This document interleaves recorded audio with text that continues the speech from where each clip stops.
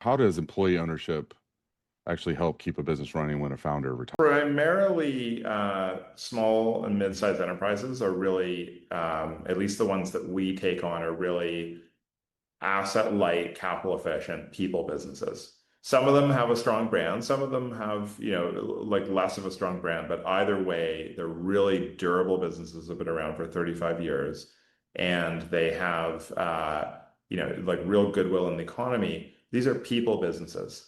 And so actually making sure that you retain the employees of those businesses is key. And there's a lot of fear when a company is acquired, right? It doesn't matter whether it's a private equity firm, if a larger public company or a search fund or an individual buyer in town, if someone's buying the business, there's going to be fear about, okay, the former owner, Michael owns this business and you're beloved by the team and you're stepping away. What's going to happen? What's happening to your pay, benefits, all that stuff, right?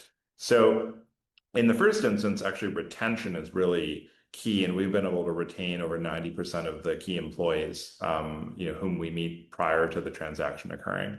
And then the next thing is actually a process of people getting aligned in the financial performance and the growth of the business, and being able to see the financials through our software. So it's not just a case of